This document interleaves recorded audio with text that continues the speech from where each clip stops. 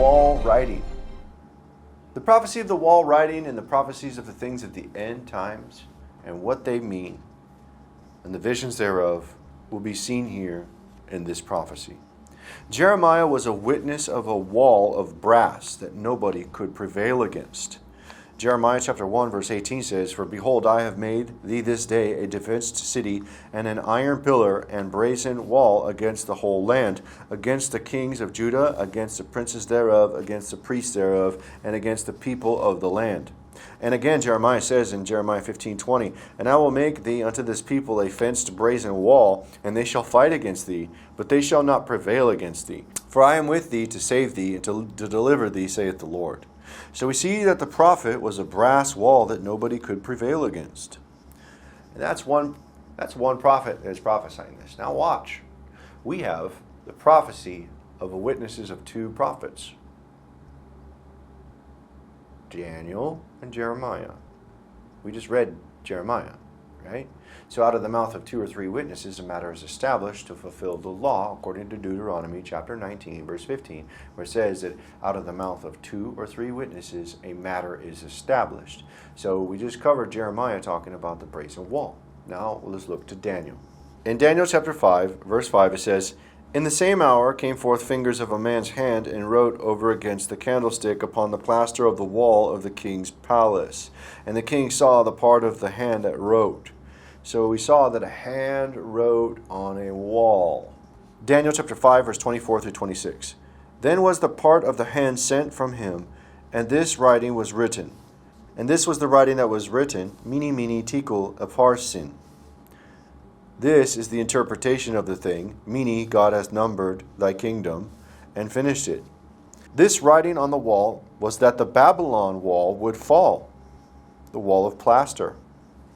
And this is the prophecy that will be revealed in the end, out of the mouth of two prophets, prophesying about the wall.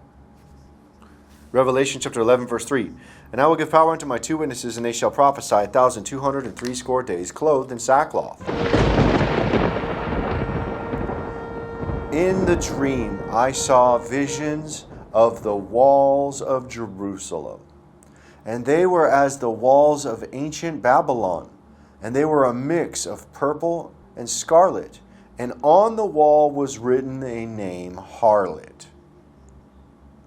And this wall is going to fall like the walls of Babylon when the harlot is sacked like Babylon was. But a wall will stand after which, and that wall in the dream I saw was a wall of brass, strong and impenetrable, even though people fight against it, kicking and fighting, but they would not prevail. And this wall had the name written on it, Elijah."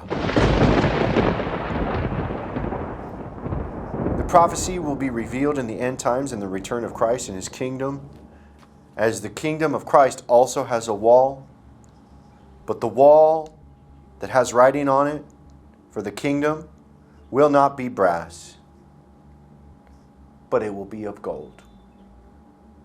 And on that wall has writing, on the foundations of that wall, are the names of the apostles, and on the gates thereof the names of the tribes. And that wall is gold, impenetrable, pure, uncorruptible.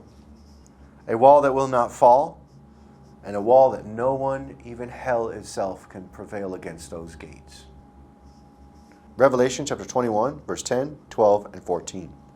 "And he carried me away in the Spirit to a great and high mountain, and showed me that great city, the holy Jerusalem, descending out of heaven from God, and had a wall great and high, and 12 gates, and at the gates 12 angels, and names written thereon, which are the names of the 12 tribes of the children of Israel.